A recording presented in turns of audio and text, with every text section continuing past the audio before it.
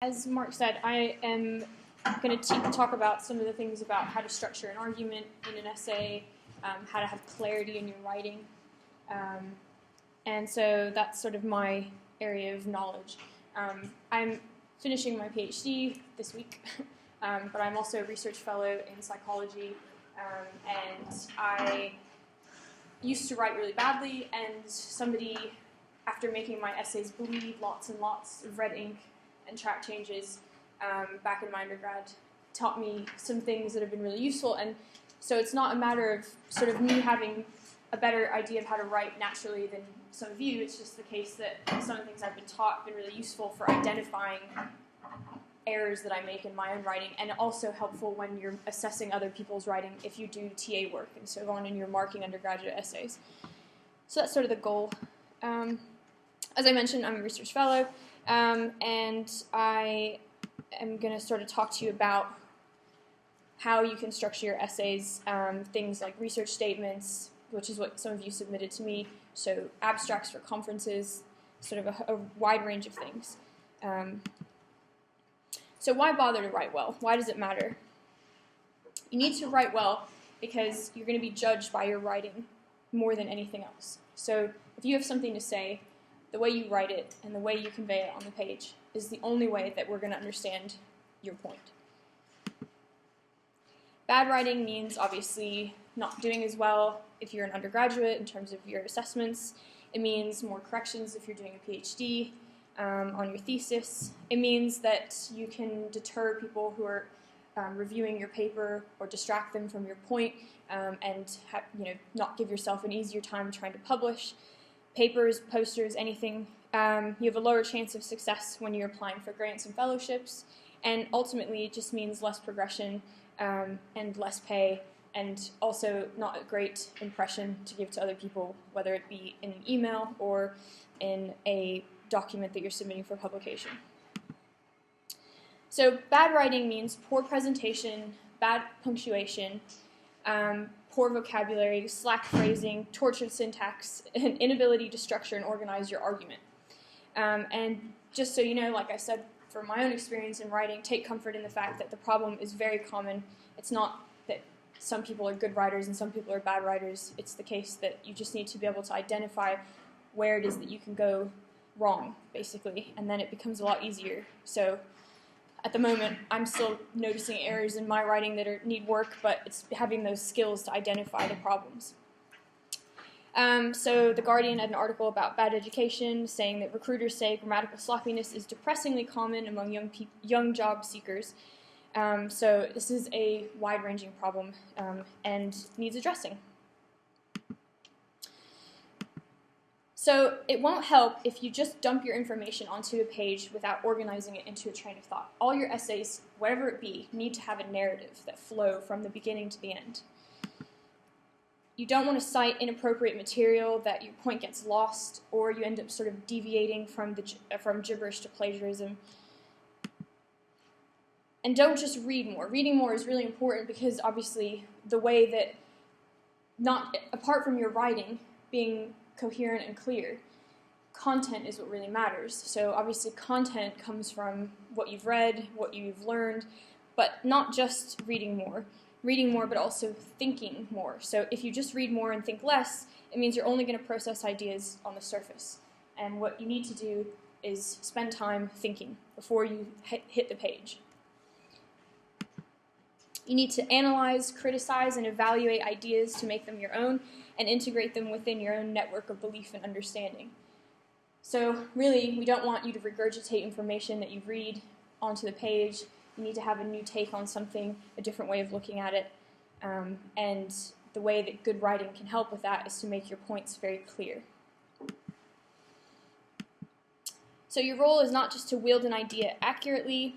You need to You need to have an argument, and that's central to having any good grade or a good PhD thesis, and it needs to run throughout the whole entire document. Not even the most accomplished writers can write well when expressing ideas without getting involved. So you need to take ownership of the ideas that you put on the page. You need to take ownership of an argument. I know that you're taught a lot in A-levels or in high school or whichever, depending on where you come from. to sort of criticize and evaluate all the information and sort of dump it onto the page. But that's not what you want to do anymore. Now you want to focus in on 1 or 2 points, depending on the length. I'm saying that for a 500-word statement like the one you submitted. And really focus on saying something that runs coherently, so not being wish-washy and sort of changing your mind halfway through or undermining your own points in an effort to tackle all the information. Because at the end of the day, you can't tackle all the information. You need to focus in on what your expertise is, what you know best. Not being involved means having no clarity, no assurance. You're going to struggle to shape your ideas. Your fluency of expression is going to break down. Your sentences will no longer mean what you meant them to mean, and you will be illiterate regardless of how much you've read. So, some of the techniques we're going to talk about are little things that really make a big difference. So one of the things is emphasis matters, and you can notice just in that sentence, or in that title, the emphasis matters. So let me see if I can do this, because it's difficult. Because you're either talking of matters of emphasis or the importance of emphasis. So if I said emphasis matters, I'm talking about the importance of emphasis. But if I said emphasis matters, then I'm talking about matters relating to emphasis. Do you see? Yeah. So the meaning changes depending on the emphasis. It's about emphasis. Is it about the emphasis being important, or is it about matters associated with emphasis, which I already said? And so you need to reword your meaning to make your meaning clear. So things like that can really trip up a reader. You need to make these things clear through syntax and punctuation and grammar. So you can never fully eradicate ambiguity, so you need to work on a few things to make that, help to change that. So some sources of ambiguity are things that I've noticed a lot in some of the research statements was a lot of the use of this, them, they, it. So here's an example. Animals are not susceptible to these diseases, so research on them is hampered. Am I talking about the animals? Am I talking about the diseases? It's ambiguous. So you want to really repeat your key terms over and over again, even if it sounds repetitive, to avoid the use of this, them, they, it, because it's unclear. It might be clear to you, but it's not necessarily going to be clear to me. So another example, this case study investigated implicit and explicit orientation coding in patient GK who suffers from balance syndrome. This was explored by running 2 experiments. What was explored? Was it the case study, the implicit, explicit orientation? Was it the patient? Was it the syndrome? Obviously, I think you can get the gist of what they're saying, but the point is to be really clear. So just repeat your key terms, even if it's several times in a sentence. It might sound repetitive, but that's okay. And one last example. Classical conditioning was developed by Pavlov, who noticed that the salivation of a dog occurred when the person who usually fed him entered the room. Is it the person who fed Pavlov, or is it the person who fed the dog? Obviously, I think you know the answer to that, but the point is being clear by repeating your terms is very good, very useful. Unclear writing violates when readers expect to find particular kinds of information. You never want to surprise your readers. You may have noticed in some of the feedback I gave, I said things like, don't surprise the reader. That's what I mean. And this applies to units of discourse, including sentences, paragraphs, your entire manuscripts, your thesis. Whatever it is, you don't want to surprise your reader. You want to make it extremely abundantly clear what it is you're trying to say from the very beginning and throughout. Okay? So here's an example, obviously not necessarily in terms of prose, but in terms of why clarity matters. So can anybody tell me why this is unclear?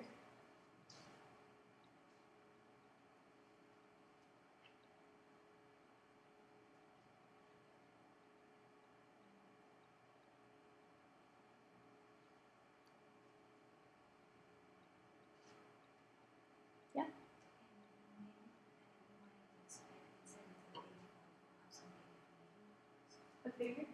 Yeah. Yeah, so this isn't really intuitive. This kind of information would be much better if it was presented in a table. Voila. I think we can all agree that that looks a lot better than what I showed you previously. And the reason for this is, it might seem an obvious thing, but it's not just about these types of measurements, time and temperature. It's about anything, any kind of listy information. If you can put it in a table to make it clear and take it out of your text, not only will you save words if you have a word limit, but it's a lot clearer to understand. So in terms of constructing your sentences and your paragraphs, readers expect the content to come early, okay? And this is also a bit of a problem with some of the research statements. So contextual information should always come first. So that's the background, what's going to set your story up. What comes early contextualizes the information that comes later, and the information that comes later is important, and I'll get onto that in a second. And it influences how the information is interpreted. In the sentence, contextual information should be put in the topic position, which is in the very beginning of the sentence. And generally, that includes old and familiar information that sort of sets a background, okay? The emphasis, so what it is that you really want to say, comes later, so the point, because readers expect important information late, particularly at the end of clauses, sentence, and paragraphs. So ending information is interpreted as important and worthy of emphasis. So that's how you want to set your story up. You want to have contextual information in the beginning, emphasis at the end. That's where the reader's going to focus.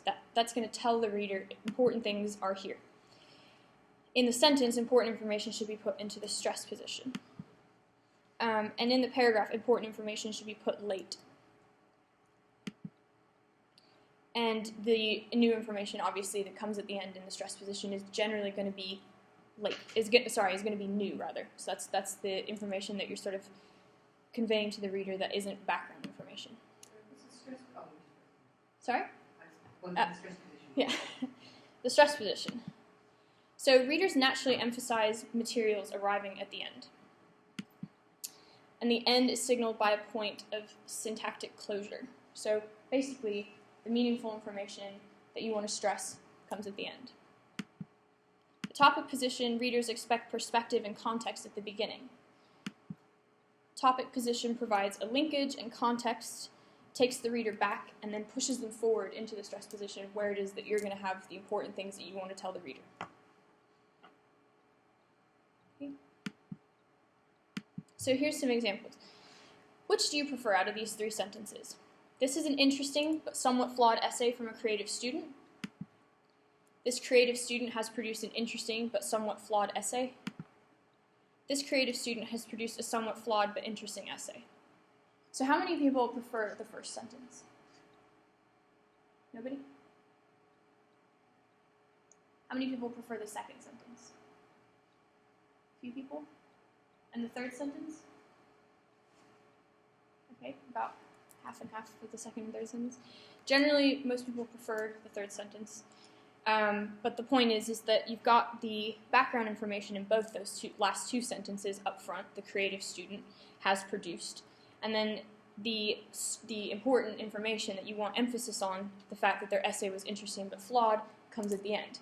I guess the reason people prefer the third sentence usually is because it ends on a positive note. So the flawed, if you've heard of sandwiching, it's a technique for putting something negative before something positive, or generally sandwiching something positive, then negative, then positive. So basically the idea is that you end on the idea that this student, while the flawed essay was interesting. But you see where the stress position is for that? Yeah? So then another suggestion is to place your subjects and verbs close together. So sentence like, an increase in heart rate occurred. The subject, which is increase of heart, expresses the action, not the verb, which has occurred. So how could you rewrite the sentence to make it clear? To put the subjects and verbs close together.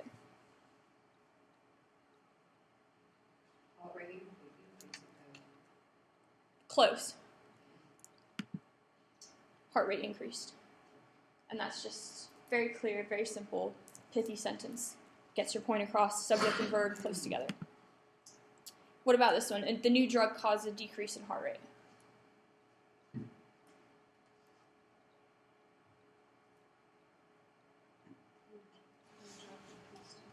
Say that again?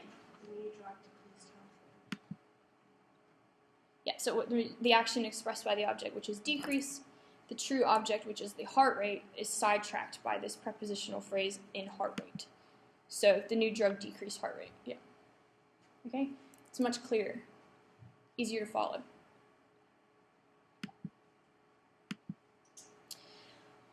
Okay, so follow a grammatical subject, what the sentence is about or the topic, as soon as possible with a verb, donating the action. So here's an example of a sentence where this needs rearranging. The children with artervenous shunts had the shunts opened, heparin injected, and the arterial and venous sides of the shunt clamped. What is the subject of the sentence? Is it clear?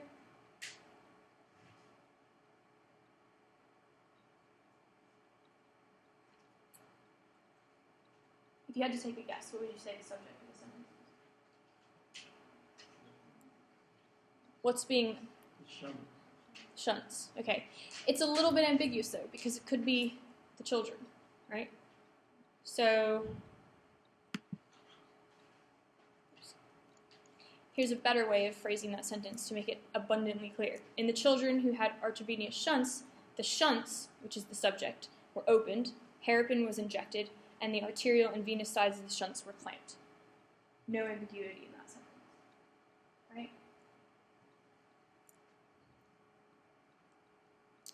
Okay, so in terms of paragraph structure, you want your paragraphs to construct and tell a story. Like I said, there needs to be a narrative that runs through your through whatever it is you're writing, and there needs to be a mini narrative in each paragraph. You need to provide an overview first, and then give details. And the idea is to create an expectation for the reader, so you're not surprising them, telling them what you're going to tell us about, and then fulfill it with information, with content. A good introduction is very important. So just as a little anecdote about why it's important to have a good introduction, there's a little study where students were given 5 seconds to estimate answers to the following equations.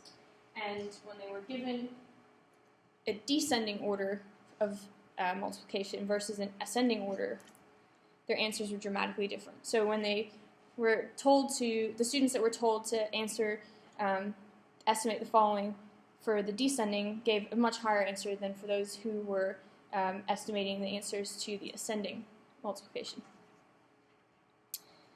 So the point of this is basically that different starting points will yield different estimates. So the way you start something makes a difference into how people will interpret what follows. And people will fail to adjust for information that arrives later. So if you've got a lot of fluffy filler sentences in the beginning of your introduction that just say things like, psychology is really interesting, the study of this and that has been examined, if you put the important information at the end, it's not going to be as useful. So you want to get straight into the point.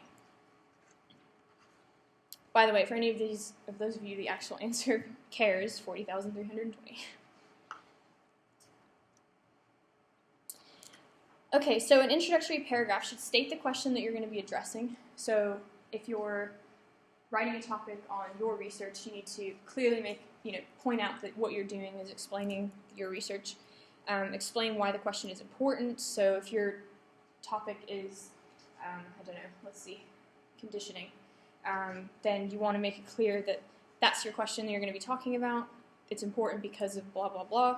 You're going to summarize the material that you're going to review very briefly, in a sentence even. And then the introduction is going to basically have set up the story.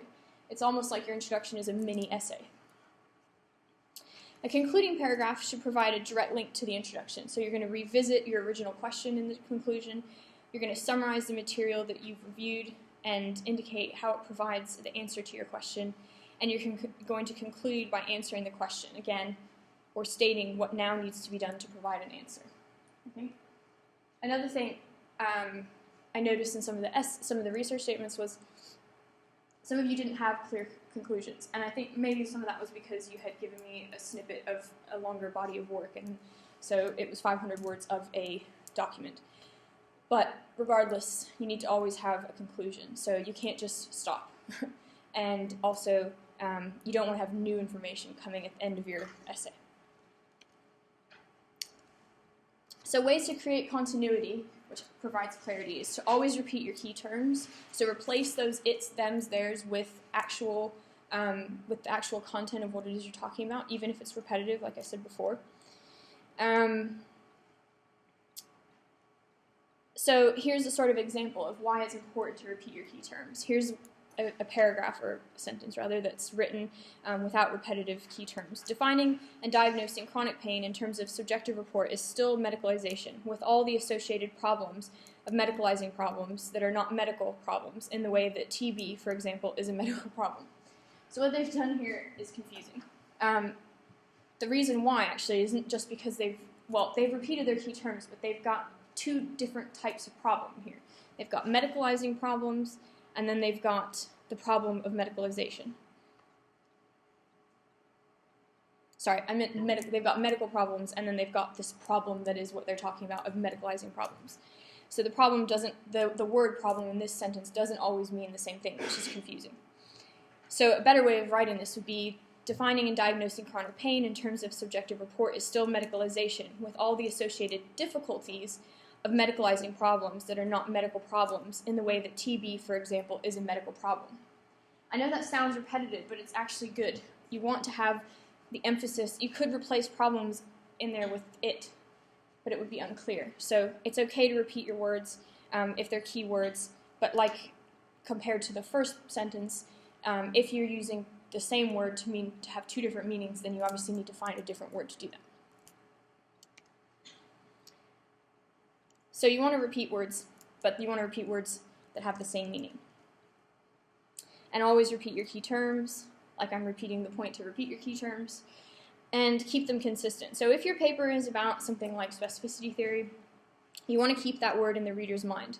So rather than avoiding the repeating of specificity, you should actively try to repeat that word whenever relevant, so that even in a semi-conscious state, the reader knows that your paper is about specificity. Even if it sounds really boring, it's much more clear, okay? And obviously, a key term should only have one meaning.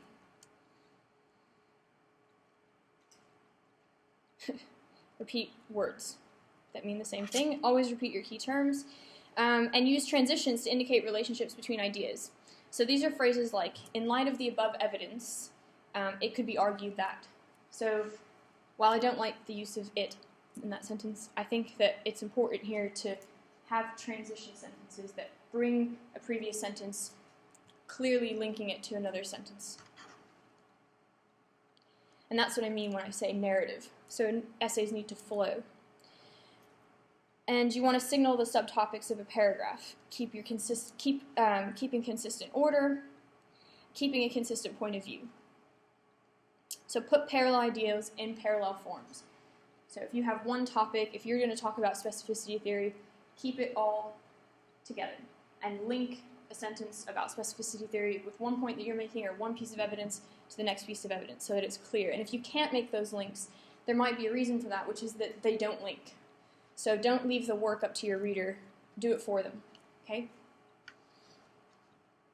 So here's an example of a paragraph that was in the Independent. I'm not a big fan of the Independent, but this was a really nicely written paragraph, in my opinion. So I'm just going to give you a couple minutes to read, well, a couple seconds really, to read that.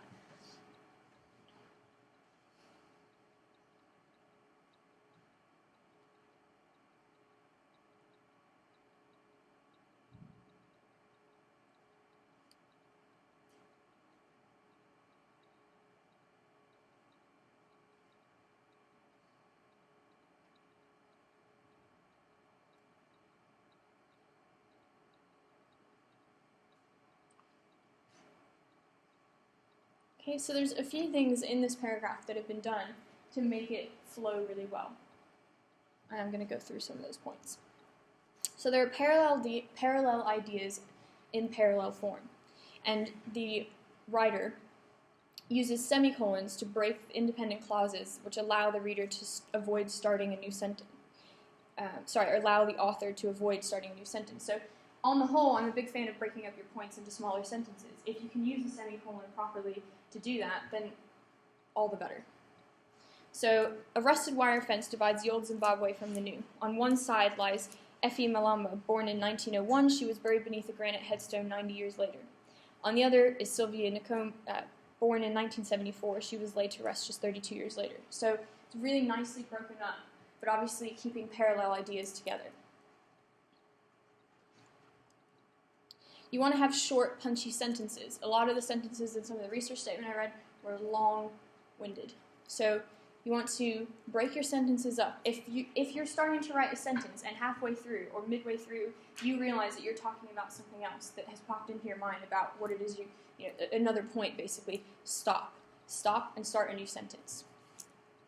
Don't overpack a sentence by stringing ideas together. Write short sentences expressing one idea at a time. And for this example, the wire separates, a word I can't say, Old Hyde Park Cemetery from the extension. Open this February. Effie lies amid ordered ranks of stone epithets. Sylvia lies in a chaos of churned earth. Two nice, pithy sentences that really make it a lot clearer and also make the emphasis really abundant. So she also repeats the word lies in parallel form, which is a nice way of doing that as well.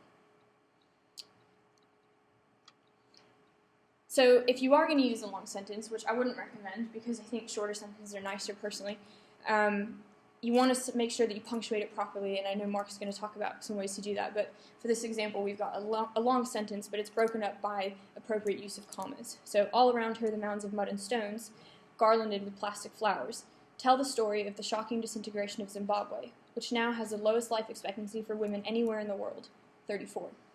So see how you have the ability, the reader can pause and process each of those points without having to sort of get to the end of a sentence really quickly and not having a sense of what they've just read. So the use of commas in the appropriate places is important.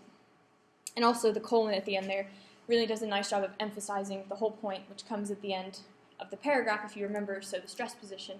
And it does a nice job of giving a moment of sort of suspense and emphasis. Okay, so in summary, basically you want to make sure that you punctuate properly. You don't want to be ambiguous, always be as clear as you can. You want to think about the structure of your sentences, your paragraphs, and how that ties into the whole essay or thesis or whatever it is that you're writing so that you have a continuous narrative. Keep your subjects and objects close together in sentences and in terms of paragraphs. Remember the stress and topic positions. Use parallel structure and order of ideas to your advantage, so linking appropriate ideas, keep them close together. And maintain continuity throughout your essay. Basically, regardless of what you write, whether it be a thesis or an abstract, you want to tell a story. And the better that you can do that in terms of using these techniques and being clear, then the more time the reader has to sort of absorb the content, as opposed to getting distracted by the style. Just a few other little tips. The passive voice. Overuse of this throughout an essay is will generate a loss of interest and cause your prose to seem kind of uninteresting. And I'll show you what I mean by the passive voice. You can recognize the passive voice expressions because the verb phrase will always include a form of be, such as am, is, was, were, are, or been. So some examples of this. Pain was experienced by over 30% of the sample. How could you make that sentence active? Speak up. 30% of the sample experienced pain, exactly. Medications were provided by the investigators. How could you make that active?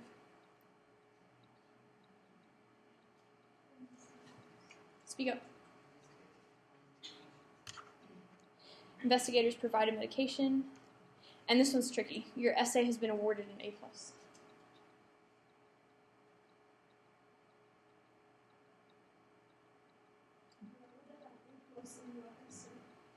Not quite. Any other guesses? This one's a bit tricky. And say it again? Yeah, you could say that you were awarded an A+. I awarded your essay an A+. And I know that we're often discouraged not to use first person, but it's getting less and less the case as it happens. But anyways, that's just an example of how you can take passive to active. And it's important because it sounds pithier, punchier, and more interesting to the reader. And I know for method sections in your thesis and whatnot, you're going to want to say things much more active, so participants did such and such, as opposed to something more lengthy where you have the be involved in there. So avoid starting sentences without however. You may have noticed I commented on some of the research statements about this. In my opinion, and I know other people who share this, every time you start to start a sentence with however, you're just directly undermining what it is you just said, and it kind of detracts from your previous point, and you're not necessarily wanting to do that. So when you do that, you undermine your own argument, and you present yourself as ill-disciplined and lacking conviction, and you want to always have a very convicted, active tone in your writing. And there's just an easy way of changing this. So all you have to do really is move around the sentence so that instead of saying, however, a subject definition threatens the obvious link between injury and pain, you can just start the sentence with, at the same time, however, a subjective definition threatens the obvious link between injury and pain. So just move the position of however to within the sentence as opposed to starting the sentence. Another thing, conclusions should summarize previous points, not introduce something entirely new that you haven't discussed previously. So your conclusion isn't your last-ditch attempt to make your essay interesting or whatever it is you're writing interesting. Your conclusion really is to summarize the points that you've made and to restate your argument, restate the question, and why you're addressing it. So it should be a reflection of your introduction, not an opportunity to chuck out a last sort of point that you think is going to really impress the reader.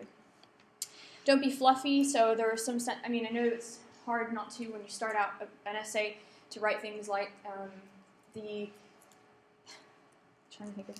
specificity theory has been studied for many years and is a very interesting topic with important consequences. That sentence tells me nothing.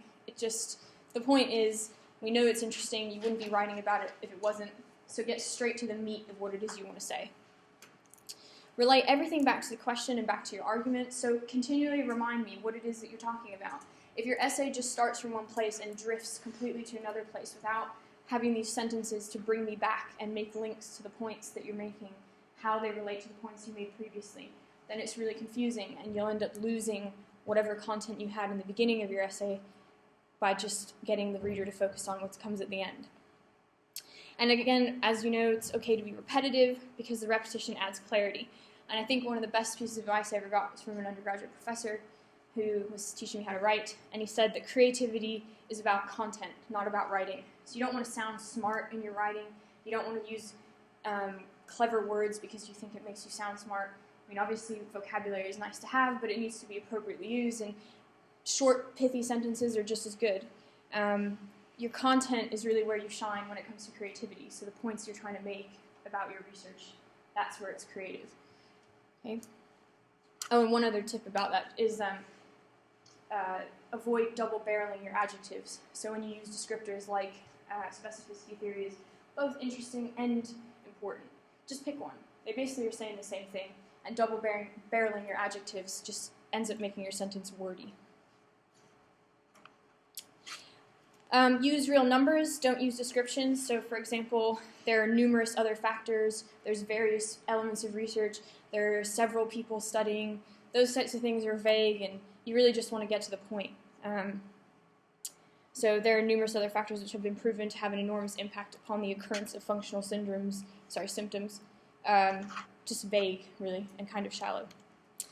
When you use real numbers, though, make sure that they are interpretable. So they found that those who were suffering from the functional IBS had a higher incidence, 83%, of suffering from depression than those who were suffering from an illness with an organic cause.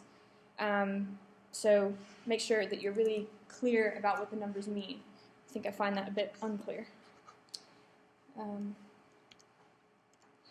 Be careful of secondary citations. Make sure that you read at least the abstract. And also, when you're going to cite something, if you want to use a quote, I think it's always best to explain in your own words first, and then if you really absolutely need it, put the quote in as sort of supplementary material in the paragraph, because you don't want to end up using quotes to progress the narrative. You're the one, as the author, who needs to take ownership of what you've written and really push forward the point you're trying to make. You don't want to just regurgitate other people's points and let them do the work for you. Don't bluff. If you don't understand something, then don't try to force your way through it. It's clear when you read something when someone isn't necessarily confident about what they're writing. Like I said, don't use a quotation to progress the narrative. So some things that people have said about writing that are quite important to consider. There's nothing to writing. All you do is sit down at a typewriter and bleed, Ernest Hemingway. George Orwell said, never use a long word where a short one will do. If it is possible to cut a word out, always cut it out. Elmore Leonard said, I try to leave out the parts that people skip. Edgar Allan Poe said, "A short story must have a single mood, and every sentence must build towards it." And Toni Morrison said, "Revel in the smoke that your words throw up." And the best one, "Give your readers as much information as possible. To hell with suspense. Readers should have such complete understanding of what is going on, where and why, that they could finish the story themselves, should cockroaches eat the last few pages." Kurt Vonnegut. So the point there is that you don't want to surprise your reader, just be really clear. It's different maybe if you're writing a novel, but for the purpose of academic writing, this is what you want to go with. Don't be suspenseful. So, ways to not write good. Avoid alliteration, always. Prepositions are not words to end sentences with. Avoid cliches like the plague, they're old hat. One-word sentences, eliminate. Parenthetical remarks, however relevant, are unnecessary. One should never generalize. Understatement might be a problem. Don't be redundant. Don't use more words than necessary. It's highly superfluous. Analogies in writing are like feathers on a snake. Be more or less specific. The passive voice is to be avoided. Go around the barn at high noon to avoid colloquialisms. Exaggeration is a billion times worse than understatement. And I hope you find some humor in that. Anyways, we're done now for my half of the talk. If you have any questions or comments at this point, I'm happy to take some. So what I'm going to do in the second half of this session, in fact, mine's divided into two bits. The first bit's going to deal with some issues about presentation, how you lay your stuff out on the page and how it look nice, and make it readable.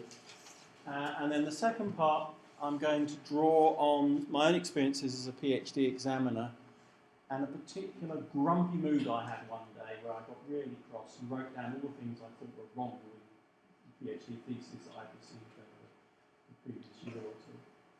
And we'll go through those. So starting off with presentation matters, punctuation is an important issue. And here's a couple of puns on the basis of punctuation. So stop clubbing, baby seals.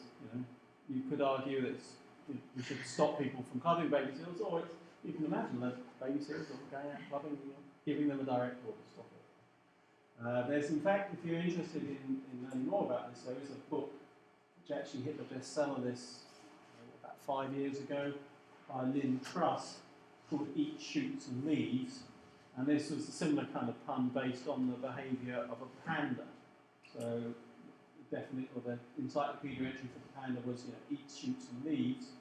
But if you punctuate it differently, it eats, comma, shoots and leaves. The idea is the panda goes into a bar, shoots the barman, and then walks out. And, she was pointing out that there are entirely different meanings depending on how you do the punctuation. And here's an example that Nina provided. I've borrowed her slides for some of these parts here. Woman without her man is nothing. So which kind of interpretation do we put on that? Depends how we punctuate it, doesn't it? So men would write, woman without her man is nothing. That's the kind of Tammy Wynette view. Just go over appendages and then sound a very sexist view. Alternatively, women would take the view that woman without her man is nothing. Basically, it's women that set the agenda, and the world without women, well, the men would be just left useless. And it's in two entirely different interpretations, and it all depends on where you put the punctuation. Here's another one Nina supplied, which points out that when you're looking at very complex prose, complex agreement, maybe legal documents, it's very important where you put your commas and how you punctuate things, because it really can have a crucial difference impact on the meaning. So here, second comma means that the part of the sentence describing the 1 year notice for cancellation applies to both the 5-year term as well as to its renewal. So these things have this kind of importance in legalistic terms. And when you are, say, in a PhD viva, this is the kind of mode that the examiner's in. They're going to quibble about every last thing. What did you actually mean by that? And your meaning will hang on that particular comma or semicolon that you've used. Now, one view that you will find, particularly among PhD examiners, is that actually if they look at your work and they see sloppiness in presentation in terms of typography, punctuation, spelling, grammar, style, they'll think, well, this is just a sloppy individual. And they'll generalise their conclusion about the way you present your written work to your whole life, and in particular to the way in which you do your research. And they'll assume that you're just rubbish as a scientist. You know, I can't trust her use of semicolons and commas. How can I trust her to have made up her buffers to the right pH when she ran the gel? Now, you can argue, and I think there is some argument, that actually people aren't like that, that they can compartmentalise their lives and they may be rubbish at punctuation and typography, but brilliant at running gel. You know, Clinton, the great president, he was a dreadful husband to his wife, and you know, he did some terrible things with his flies and lower nether regions. You can argue that we shouldn't judge his presidency by what he did. Those are kind of interesting. I mean, you probably have some insights in psychology as to how people make these judgments, but there is an argument that's out there, which is that these things matter. People will make judgments about you, which may be unfair, but they will make them nonetheless. So one way to get around this is to proofread your text. Make sure you do it carefully. You go through and make sure that there are no errors in there that you didn't anticipate, that you didn't mean to know. Now, it's very hard to proofread stuff. When you've actually written it and you're close to the text, your eyes just kind of glaze over it and you can't see the mistakes. One trick I use sometimes is I actually get the computer to read it back to me. And certainly on the Mac, if you use, say, program text edit, you can highlight the text and you can go in and say, start speaking, and it will read it back to you. And then it kind of goes into a different processing channel in your brain, if you like, and you suddenly hear the bits where it says the. Sometimes you see it somewhere else, the. You can't see it, your eye just glazes over it, but as soon as you hear it, you will hear it. To give you an example of how, well, I'll give you an example of that in a moment. So really, so with forensic attention to typography detail, I've put the same material on two different slides. I didn't check, so you can tell me off for that. Another key point, though, is that you're not using a typewriter when you're using a computer. And there are some hangovers from the days of typewriters which still haven't disappeared, and people are still doing things when you don't need to do that. This book here, The Mac is Not a Typewriter, I found quite useful and informative a few years ago. There's another one called The PC is Not a Typewriter. One of the points I make is that you shouldn't use underline. Underline was something you could do, you had to do on a typewriter for emphasis. You had to bash that underline key because it was the only way you could emphasise anything. Whereas now you don't need to do that. When you've got a word processor, you have an enormous number of ways in which you can actually bring attention to a particular piece of text and highlight it, and I'll show you some in a moment. And in fact, I'll set you a challenge that you go and look at any professionally produced material in a journal, newspaper, book, you will not see underline. The one place you'll see underline is if you get a secretary in your school or whatever to produce minutes of a meeting or something like that, then they often will default to using underline and it looks dreadful. But you'll never see it. If you go and get Nature or you get Science or anything off the shelf and you look in there, they never use underline anyway. So in fact, I tell my students to actually master their word processor. Actually read the manual. So RTFM is a commonly used abbreviation on the internet that in its polite form means read the fine manual. It's a response that you sometimes get if you ask the computer help desk for help with some very trivial thing. But in fact, you can argue that computer programs should be so intuitive you never have to read the manual. But I think certainly if you're preparing a PhD thesis, it's worth actually just getting to know what your word processor can do and how it handles lists and how it handles indices and all those kind of things. You have to be consistent as well in the way you mark headings and paragraph breaks. And this applies generally to typography. So in some ways there's a certain arbitrariness about the ways in which you do certain things. I mean, one example is the way in which you have a reference list and the way in which you do citations. There are various different styles and so forth. And you could choose one style or another style, but the key point is you have to be consistent. You can't suddenly have a page where you have your references as Smith and Jones 1996 as your reference markation, and then later on start having numbers 1, 2, 3. And what happens with many journals and publishing houses generally, in terms of like produce books and things, they actually have their own house style. So they define the way they're going to do things, and they stick to it and be consistent to it.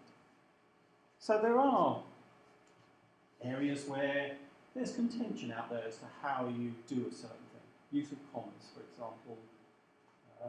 In the US, you have a list, Fred, John and Martha, you might put a comma before the and.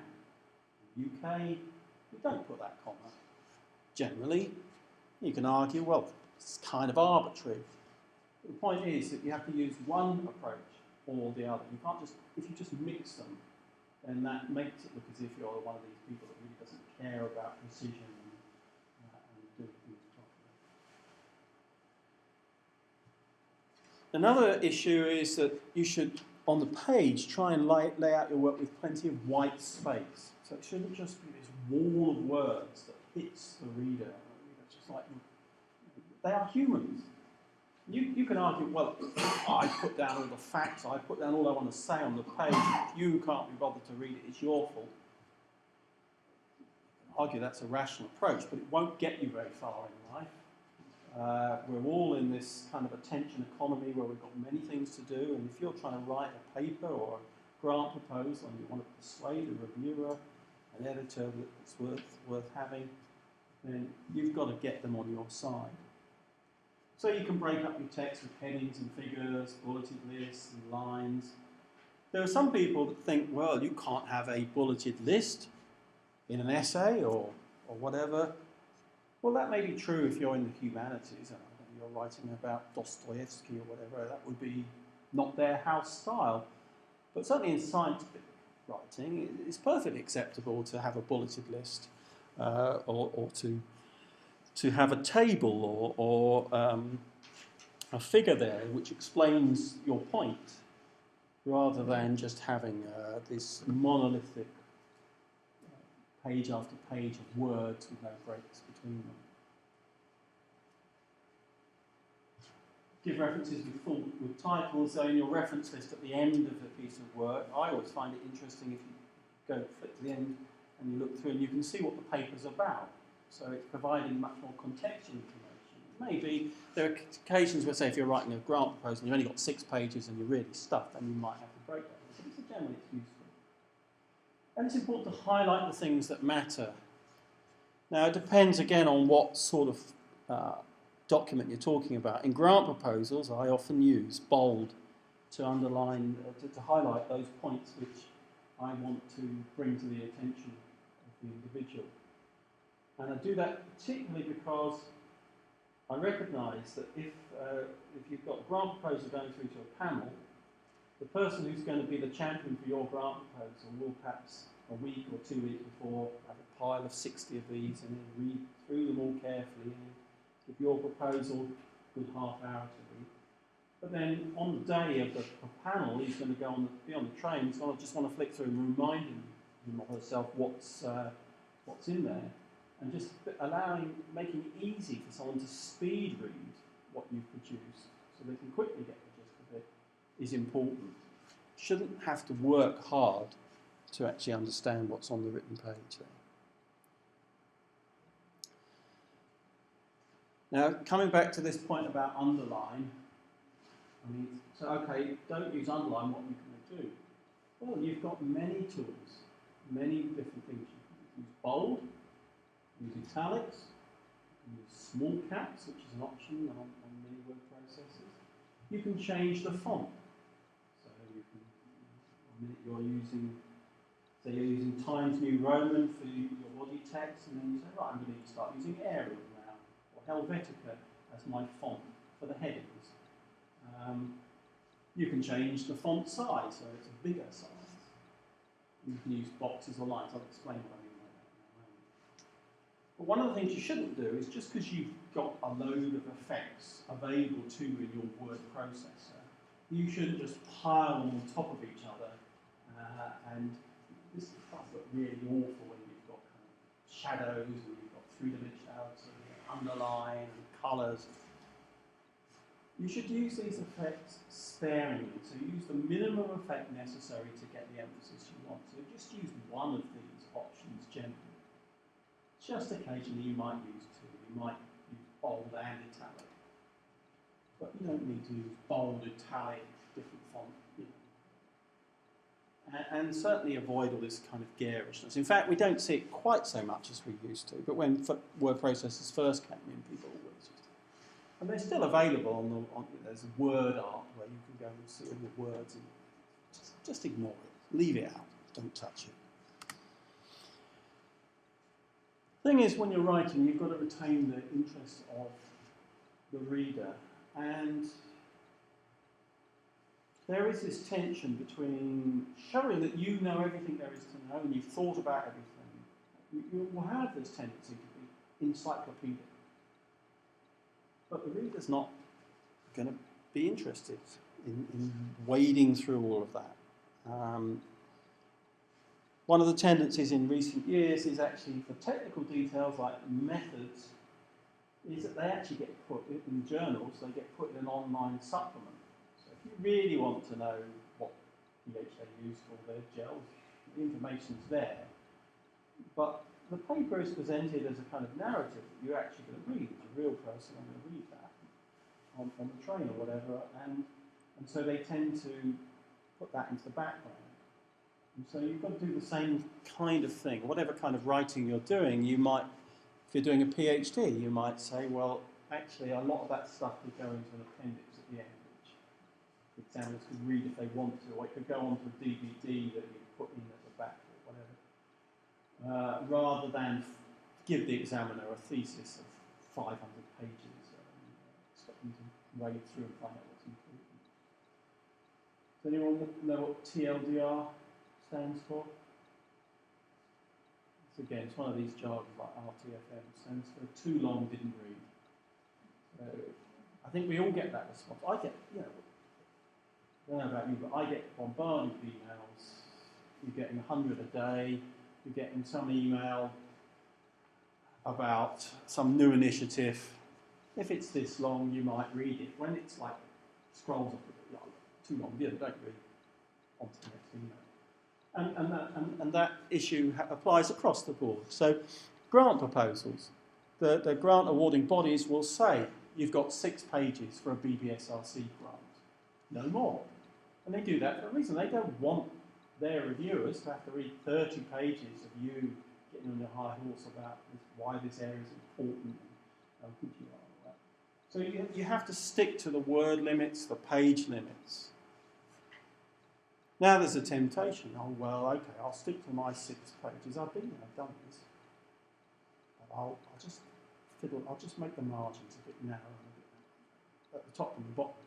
So I can still squeeze all that stuff in that I want to say, but it will now fit in 6 pages. Don't do that.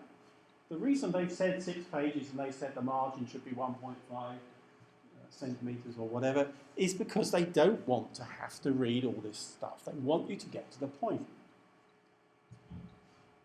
Say, if you push the space, you can decant that material. Okay, there's always a tension, between being pushed in different ways. As a good scholar and as a good scientist, you recognise that all that stuff matters, the exact details of how you do it. You're not saying, I'm not going to tell you, because that would be bad scholarship, because then nobody would be able to reproduce your work. But you don't have to put that in the foreground. You can push that to one side. So this just shows you the kind of thing I'm talking about. This was a grant proposal of mine from several years ago. And you can see the way in which I've tried to lay stuff out on the page here. So you've got a heading up there, you've got a lot, so you can use horizontal lines. So that's a different thing from underlining, that kind of brute force of using the underline in your word process. So that's a bad thing. But if you use horizontal lines to break the page up, so that it's clear what you're starting a new section, that's something that is quite useful. You can see I've used a list at the top there. Then put the background, I put a quote from one of the famous scientists in the field, and put a heading, and then I've had this text. I put some nice long white space between the paragraphs so that they're not all rammed together. I put in a couple of little figures, again, to help break up the text. I've also, this is the thing that you might not realise, I've also used here a ragged left margin. So word processors will allow you to justify your text so it's nice and straight on both sides. And you might think, oh, that looks more professional. But in fact, it makes it harder to read, and it's harder on the eye, actually. And it does create problems also with text, if it depends how you do it. But the line wrapping sometimes means that you end up pulling words apart and it starts to look really weird. So I always tend to leave a ragged margin. I don't know what the professionals. I think that the consensus is that that's probably better and makes it more readable. But I do know there are other people who say no, we should justify. And you can see that I've bolded a few statements here, just a few bits of it. If you do it too much, you just end up using bold for half or three quarters, then there's no point. If you use it sparingly, it means that someone wanting to speed read this, to pick the gist of it, before they're going into a meeting then to defend it or whatever, they can do that. Now, that's appropriate. This is a grant proposal. That wouldn't be appropriate, say, for a PhD thesis, I don't think. I've not seen anyone do it. But you could argue the same rules should apply, but I've never seen that done. So anyway, it just gives you a feel there, lots of white space. Now, looking at this again, I would actually criticise my former self and say those margins are actually too narrow. Should use wider margins than that, actually. So I don't always follow my own rules, but generally that shows you the way in which you can break up the text and not just have this wall of words. Here's another grant proposal, and you can again see how I've used these horizontal rules to break up the page, and I've used a list here so that you end up indenting a list and it just breaks up the text so that instead of the person having this idea of intellectual indigestion, just got to swallow this whole page of verbiage, you're actually giving them some help there. Now what I haven't said is that, I've kind of hinted at the fact that you've got to persuade the reader of your case as well, and that's what I've tried to do here. Is I've actually been pointing out the importance of chickens. So this is a study looking at what lives inside the gut of a chicken. First of all, you have to establish the chicken is important, and I've used all the tricks I can to try and persuade the reader that actually this is an important subject. Now, what the linguists sometimes use this term register to describe the kind of level of formality that you're using in your writing. So academic writing is supposed to be formal, and this issue we had earlier about use of the passive voice, if you use the passive voice in everyday use, people would think you're a very odd person. But you do use it a little bit in academic writing, but there are things that you use in normal life that you don't use in academic writing. So you wouldn't say wouldn't. You don't tend to use those kind of abbreviations in academic writing. There's a balance also about your kind of about word use and use of jargon and difficult words. And some people feel that when they're writing for academic purposes, they adopt this kind of academic equivalent of the posh telephone voice. So in British society, you recognise that High UK was one of the soap operas. But there are people that when they answer the telephone, they put on this totally artificial voice that isn't them at all. They're trying to pretend to be something they're not, be posher than they are. And the same is true with this. That you shouldn't start using very difficult phrases. First of all, it doesn't convince anyone that you are a posh person or an intelligent person usually, and sometimes it goes the other way in that you actually misuse a phrase and then you look like a complete idiot. So one of my colleagues wanted to use a phrase. I'm just trying to remember the phrase now. That he wanted to say avail themselves the bar. And, you wouldn't normally say avail yourself of anything, but if you do use the phrase, it's avail yourself of, not avail the bar. So he tried to use this word that was unfamiliar to him and misused it, and ended up looking like a bit stupid. So don't call a spade, as we would say, not a linear bladed agricultural implement for excavation of loam. Use plain language where plain language would do. Now, sometimes you do have to use jargon. We do have specific meanings associated with terms that we use within each discipline. And you do need that for precise use of language, but only use it where you need to. Don't start using Latinate phrases when in fact plain Anglo-Saxon would do. Does anyone recognise this? Know where this is from?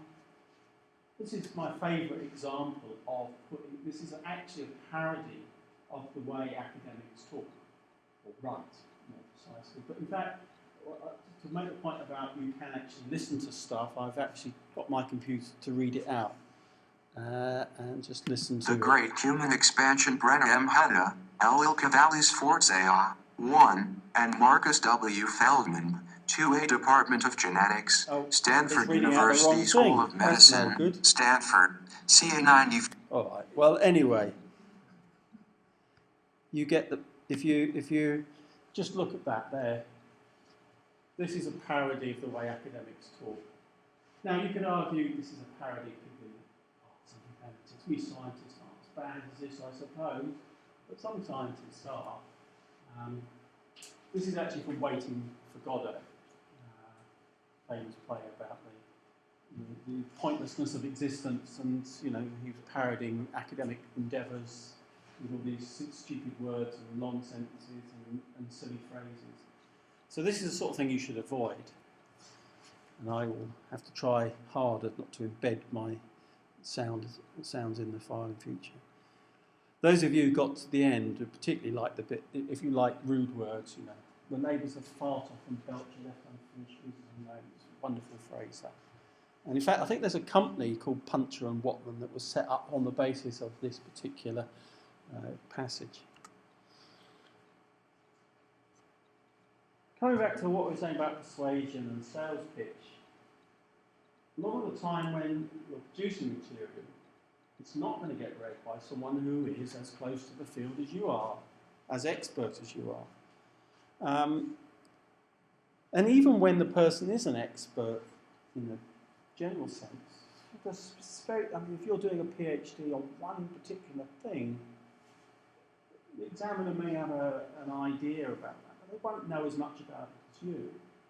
And so you have to actually persuade that person that what you're saying is interesting. So you have to sell the work. There's this term elevator pitch that's sometimes used. What that means is that you have to say what you're going to have to say in the time it takes an elevator to get from the ground floor to the floor at the top of the building. 2 or 3 minutes.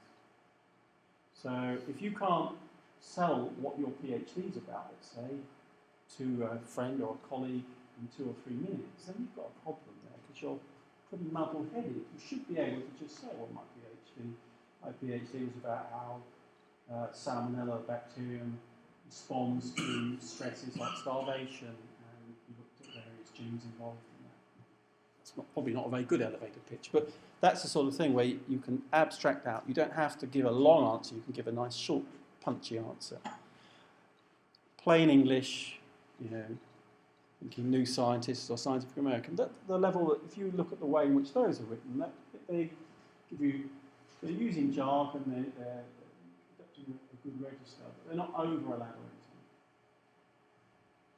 Be clear what your aims, what your objectives and the tasks are within, say, a PhD or within a grant proposal. What are you actually setting out to achieve, and how is that being broken down into bits of work?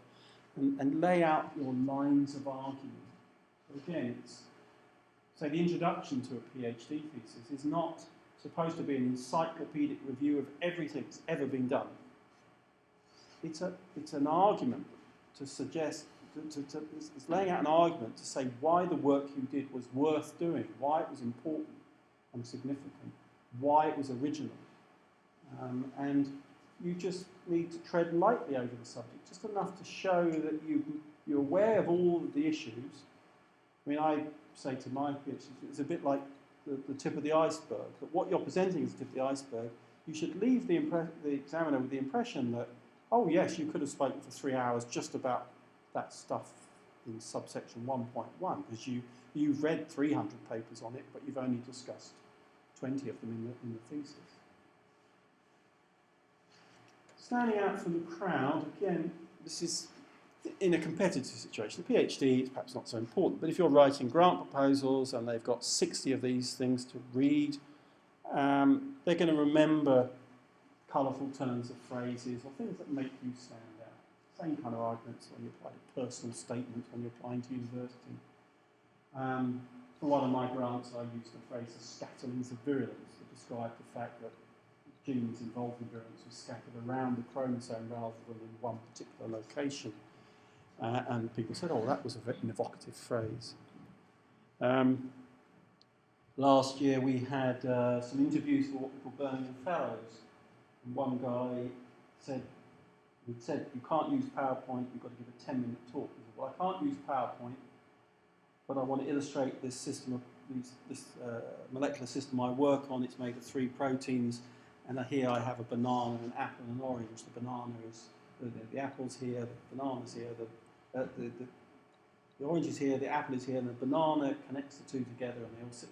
And we immediately thought, he's the fruit guy, and we remembered him forever afterwards. Now, there was a problem, there's a fine line. Everything I say, in moderation is fine. If you start coming up with silly phrases and gimmickry, you can alienate the reader, and the reader gets turned off.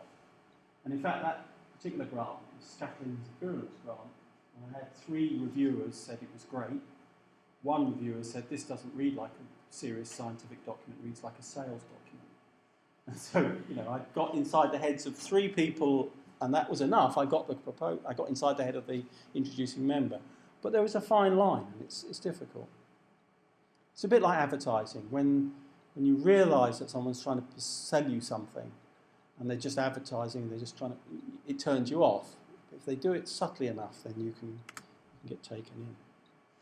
So this focuses now on the words in that chicken grant.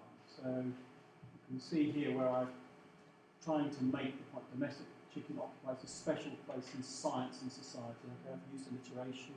Alliteration, I like alliteration, but in moderation. Most common domesticated animal, most important food production. I'm just laying on the fact, you can't ignore the chicken. What I'm saying to you is important. And I've made a few, what I think are memorable points there. Apollo astronauts eat chickens on the other far side of the moon. And this, again, the person reading this, this is interesting. You're actually engaging their interest rather than it being a dry and scholarly account of we should study the chicken grant. And I brought in, kind of think widely to try and engage the reader. And it's the same kind of argument you could make when you're writing an introduction to a thesis. You actually want to engage the reader and show that what you have has ramifications that affect the human condition in many different ways, in space and time, whatever. And then later on, you will focus down. But as you're setting the scene, it's important to be like that. Now, I think one of the things that's this idea of persuasion is if you use positive language, use words that have a kind of glow of positivity about them, you will influence the reader in a way that's favourable to your cause. In psychology, this is called priming. In fact, there's been quite a lot of controversy about priming recently. There was a famous study where they took a group of students such as yourselves and they got them to do some simple tasks on a series of words, like sort them by alphabetical order or whatever. And they gave one half of the class words that were to do with being old and decrepit, old, crippled, slow, and the other one was words that were like fast, quick, dynamic. And they showed that when those people left the room, the ones who'd been given the words to do with old age and decrepitude actually walked more slowly and left the room at a slower pace than the others. Now that study has actually been challenged lately, and even there's a Nobel laureate, Dan Kahneman, who's weighed in and saying that all of these priming studies need to be properly replicated. And I don't. What the standing of priming is now in psychology, I think it's controversial, but I think that there's obviously a kernel of truth to it. That if you use these kind of words, or if you present it another way, if you have one of these kind of wordles and all these words are all, if you're kind of slipping in to that gap between thoughts, if you like. You're in a sense, you're seducing. I mean, sometimes people don't use the term subliminal advertising. It's kind of like a subliminal advert really for your work. That would be one way. But the other way is that if you can't convey your own enthusiasm for what you're doing, then how do you convince the reader that they should be enthusiastic? And using these kind of words. Now, if you overdo it, it's like if you're trying to con someone or you're trying to seduce someone. If they realise that's what you're doing, then the game's over. Hang on, you're coming on to me, aren't you? Then you've lost it. Whereas if you can make... So it is a very subtle thing, and it's a sprinkling of these kind of words rather than overdoing it. But I think if you do add these words,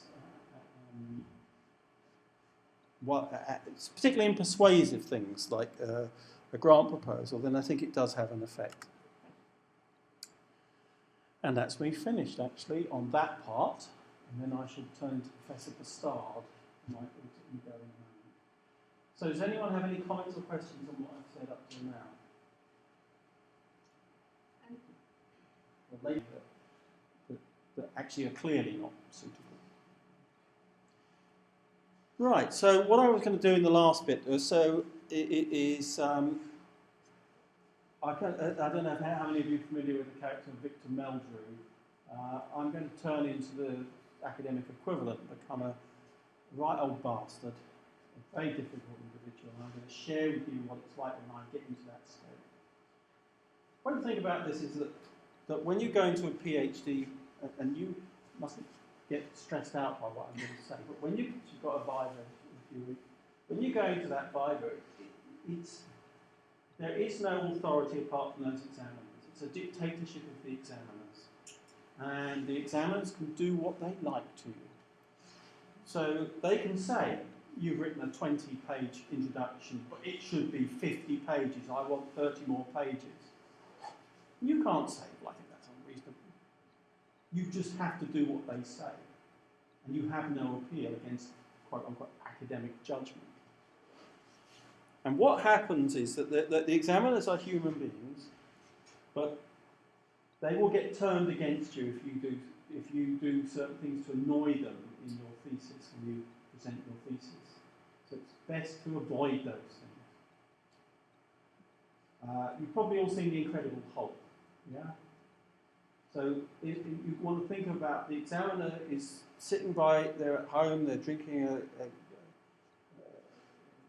wine perhaps after a long day, and they're kind of quite relaxed.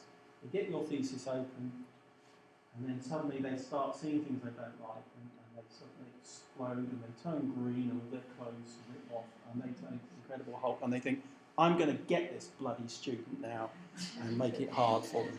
Now, that was the situation I was in when I wrote this stuff. It's actually a blog post. If you just Google it, it's called Minimum Specifications for a PhD Thesis.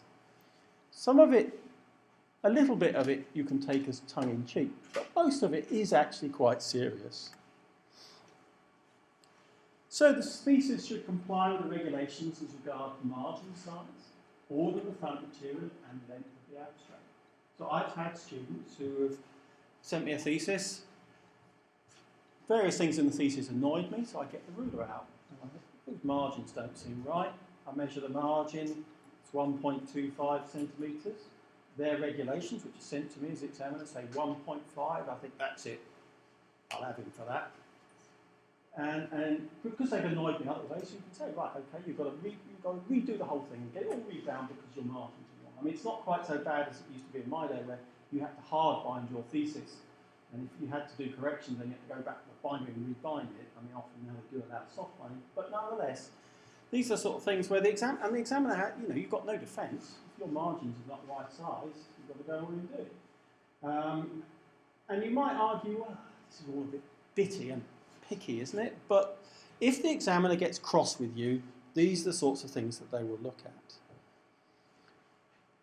The other thing is that this issue that I raised earlier is that if there are typos and all sorts of little things wrong, sloppy looking things, if the English is not quite idiomatic, it starts to annoy the examiner, and the examiner will then start to go into what we might call forensic mode, and they will pick apart your thesis and look for, they'll be against you rather than for you. They're looking for reasons to find fault rather than looking for good stuff in your thesis. And so getting one of your colleagues, one of your friends to proofread it for you is a good idea. Now you could argue, well, my supervisor should do that, but supervisors are, well, they're quite grumpy as well and often not around and all that kind of stuff. And they're well paid to just be proofreaders. So I always say that get another PhD student or a postdoc or your wife or your husband to proofread it for you. In extremis, pay someone to do it because it's worth it. Because the thing is, what you want to do is go into that Viva, do your stuff, and then walk away with minimum corrections. Maybe half a page of typos. But you don't want to have 30 pages of corrections in 3 months to go do it all. So it's best to get that right. Front material should include a declaration that all the work presented was performed by the student except where indicated, which is all the cases where the work presented in the thesis was not performed wholly by the student. Now this is a tricky one. And again, if examiners want to get difficult, this is one they can hang you on. If you, how many of you have published a scientific paper so far? And how many of those scientific papers just had your name on it and nobody else's? Okay. Your thesis? How many papers? 2. And were you the sole author? No. Yeah. So the examiner can say, hang on, this thesis you've presented, it's supposed to be your work. Wholly your work. I'm supposed to be assessing you. You've got this paper here. That relates to your thesis, isn't it? Yeah. Who are all those other authors then? What do they do? Did they actually do the work? And you just guessed author, you just scanning all their work, plagiarising it? No. So they all just guessed authors then, and they shouldn't have been on the paper? No. Yeah. You don't want to get into that conversation. What you want is to make it absolutely clear who did what. You say that the work in this thesis, chapters 1, 2, and 3 I did. In chapter 4, we did 57 assays. I did 27, and Joe Bloggs did the others, and so forth. Now, one of the problems also with these multi-author papers is that if you just put in the text from the multi-author paper that's already been published and represent it as your own, and it's going to say, did you actually write that? Well, no, the supervisor wrote. So this is not your words, it's your supervisor's words. Do you think that's acceptable in this situation? Now you can again argue, well, that's what happens in scientific publication when you publish a paper. What's so different about a thesis?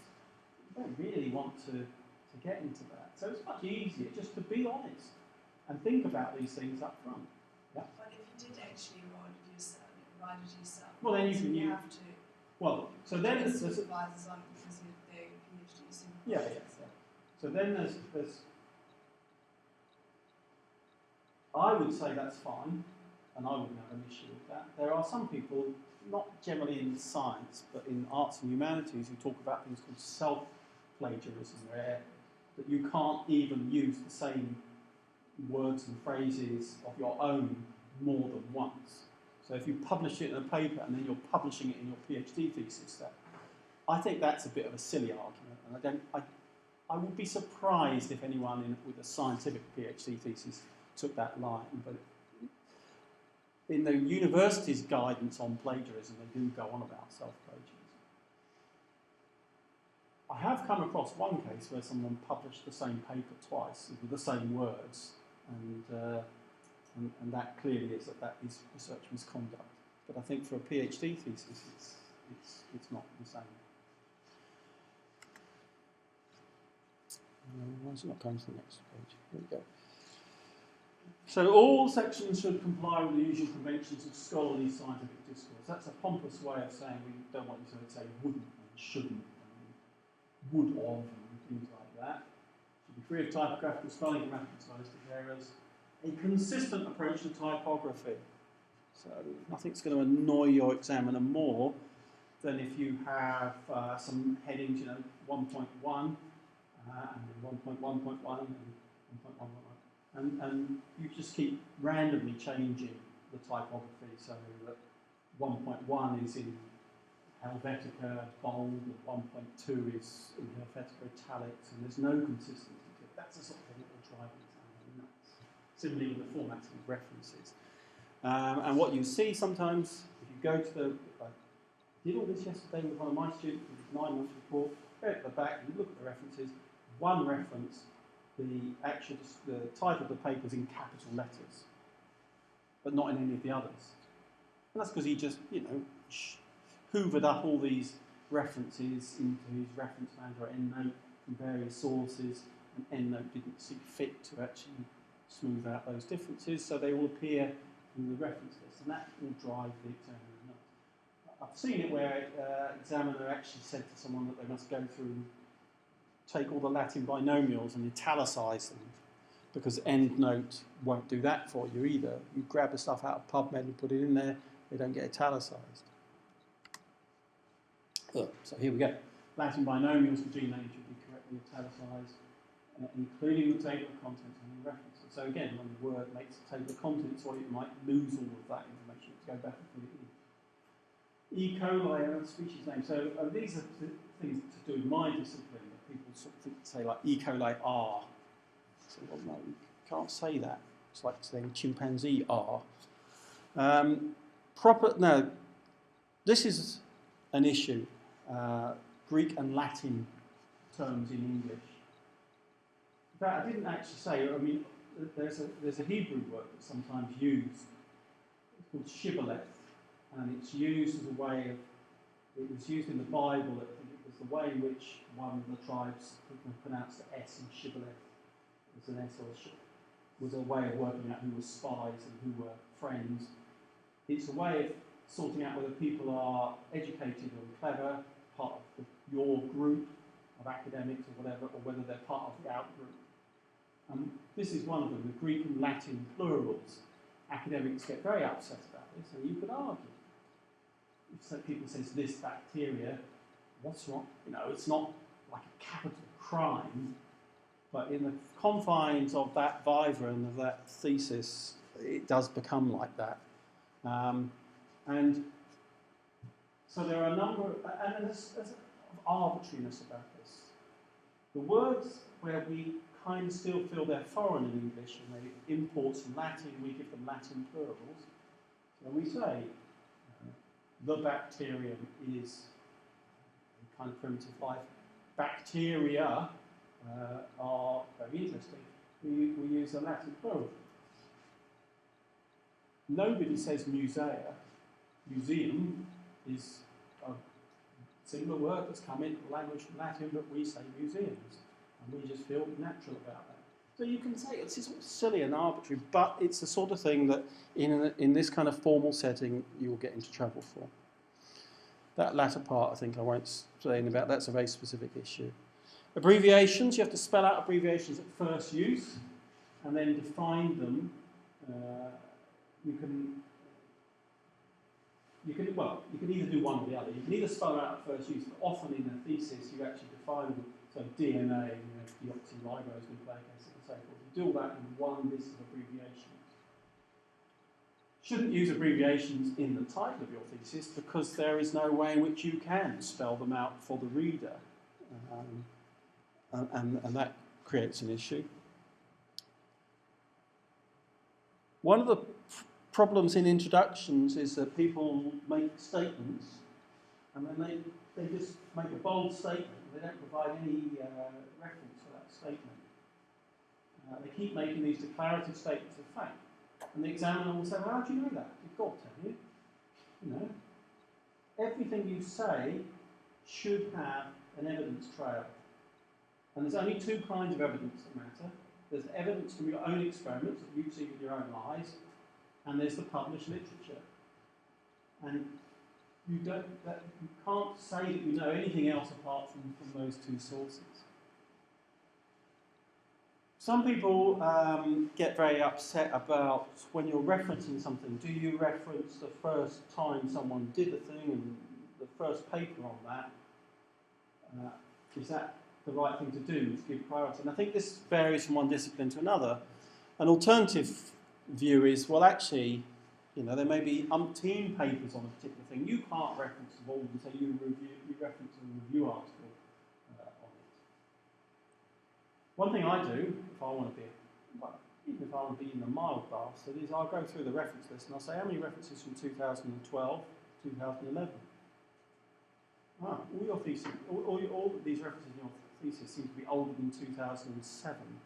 Is that because you wrote the introduction 4 years ago and you haven't updated it?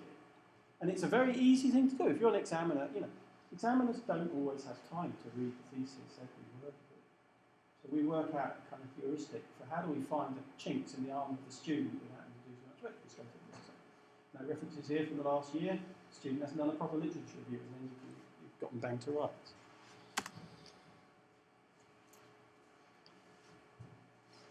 Normally in science, we have this thing called IMRAD, Introduction, Methods, Results and Discussion, and that's generally, I mean, certainly in my line of work, that's what you expect to see in a thesis. Now what happens though is that people, well, that, if you stuck to that, then all the methods, all the results would go into one big chapter, it would be a very big chapter. So what people tend to do is actually say, no, we're going to have several results chapters. And then you've got issues about what you do with things. So you might have to have an introduction and discussion for each little piece of work in each of those chapters. That's the wrong way of doing it. You might decide that there are some generic methods you use all the way through, so you put all of that into one big methods chapter and then just have a minimal bit of methods description in each chapter, so that just enough to provide the context and the narrative flow for the work.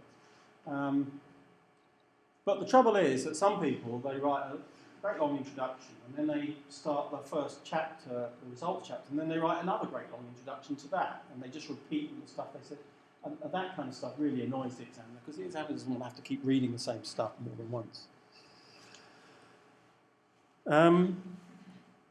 Extensive reference to scientific literature, logical flow of ideas, no non sequiturs, so where there is no logical flow from one idea to the next. And the idea of introduction is to provide a rationale for what you did. I keep saying this, but it's not there as not writing the encyclopedia of text. breaking stuff up, draft in such a way that you show that you've read the primary literature and you've not just read a few review articles, so that you've actually got all those, you have read 300 papers on a particular subject. And make critical judgments. So you might say, well, this paper was the first example of this, but its techniques would now be considered grossly underpowered. So, it's acceptable for you to say that paper's actually a load of rubbish. That's what the examiners want you to say. They don't want you to just list the number of papers. They want you to say that paper was actually pretty good. That was pioneering in its time. That one was not so good, and so forth. Keep out the irrelevant material. Stop the cyclopedic. Now, this is a real bastard issue. The examiner could be a real bastard. I've done it once. I've been honest with you. What about if you reproduce figures from papers that you've read and you just paste them into your thesis? Is that acceptable or not? Well, it happens a lot. Lots of people do it in my line of work. They'll just take, it's a perfectly good figure that explains the structure of this operon or this molecular thing or whatever, and they just put it in. But the strict letter of the law is that you're actually breaking copyright when you do that. And even if you put at the bottom, reproduced in Smith & Jones 2005, you're still breaking copyright, because unless you've actually explicitly asked them for copyright and they've granted it, you've broken copyright. And so that's a strict rule as to why you shouldn't do it. And I think the things are changing over time. I think this is becoming less tolerated because your thesis is now going into an electronic repository and anyone in the world can see it. In days gone by, it would go onto a shelf in the library and just sit there and nobody would ever read it again. Your mum and dad would get a copy, but they wouldn't read it. 3 people would read it in the whole world, and it wouldn't matter. But now your thesis is out there, it's a discoverable thing, and you're showing, oh, this is bad scholarship. You're stealing other people's figures. There is another reason, though, for insisting that people actually do draw their own figures and compile their own tables, and that is that if someone just reproduces a figure, it doesn't mean they've actually understood any of the concepts in it. Only by drawing your own figure or tabulating your own table will you actually show that you understand stuff. And then finally, when you get to the end of your introduction, you should be closing with a statement of what you intend to do in the rest of the thesis. Again, not just finish in the middle of nowhere, leaving it hanging. It should end. Anyway, I'm starting to run out of time. I've not really done this talk before, and it's clear that I put too much in. Most of this, I think, is fairly self-evident there. Methods specific to each chapter can go in each chapter, but big methods. Introduction should be short and just justify the rationale for that particular piece of work. And careful consideration of what you put in your big introduction, big discussion, and what you put in those individual chapters. Long verbose descriptions of results should be avoided. Use tables, figures, try and get crystallized view prose. Don't overinterpret the result. This is now perhaps moving into the discipline of science itself, but key thing is don't say that your results prove something when they're merely consistent with it. You have to be careful. They may be consistent with that interpretation, but maybe there are other interpretations which they're also consistent with. Technical errors. I mean, one of the problems you get, you sometimes run out of money and you haven't been able to do the perfect set of experiments. You wanted to do 5, you've only done 3. Well, if you're honest about that, examiners will forgive you. If you try and explain it away as that you actually did it for something, you get into trouble. And again, the key point is to be critical about your own work. So don't say, oh, I've done a fantastic series of experiments and there's nothing more that can be said on this issue. If you say that, the examiner will just want to flay you alive. If you say, well, I looked at the contents of the chicken gut in one particular breed from one particular farm, and it's unclear whether I could generalise that across the whole of the UK, let alone the world, the examiners will say, fine. You made a step forward, but you're not over-interpreting it. discussion. You know, again, you've got to not be encyclopedic, not waffle on, but just evaluate. Did you fulfil the aims that you set out in the introduction? Don't just restate everything you've done, say it all again, because that just bore the examiner. And then finally, the last point here, this is actually, again, perhaps going beyond my remit here, because we're not talking about the written words here, but in the Bible itself, again, the examiners are dictators. They can do whatever they like in there, pretty much. I mean, we have in this university brought in chairman or chairpersons at the Viva who will sit there and make sure they don't do anything too inappropriate, like, you know, start saying, I don't like the cardigan you're wearing and things like that. But within the bounds of the scientific and academic judgment, they can do what they like. And this is for a microbiology thesis, but you should be able to give a good account of textbook knowledge. So they could say, well, you've gone down and focus on this, and then they go and say, just tell me about how this fits in with the general concept of X or whatever. Something you would learn in the first year as an undergraduate. And if you show yourself to be completely inarticulate about what would be considered a first year 101 problem, you will get into trouble with the examiners. But they have the right to do that. They can say whatever they like. And, well, one thing I didn't say here was that I used to watch a program called The Bill. Anyone from outside England doesn't even know what that is, but it was a long-running soap opera and a police soap opera, and they used to haul in the suspects, and in the UK for 15 years, you have to say something to them as you interview. You say, you don't have to say anything, but anything you do say may be taken down and used in evidence against you. And that same rule, this Bill principle, applies in the Viva and in your thesis. So if someone's writing a thesis on what lives in the chicken gut, and they have a whole section on what lives in the duck gut, and they're like 20 pages on it, then the examiner can, it's perfectly, the examiner can then ask them all sorts of obscure questions about that. If they didn't even mention it, the examiner wouldn't raise it. So anything you put down in your thesis, anything you say in the Viva, the examiner can latch onto and use it against you. So you have to be careful. Anyway, that's me finished. I'm sorry, I wanted to leave a few minutes at the end, but it hasn't quite managed. So. Was that useful? Which year? You're all just starting out? Or your mixture of years? Okay. So this is on the horizon. Is there anything that you would have quibbled with there? No. You've got to go through it. You can tell me after your Viva whether what I said was right or wrong.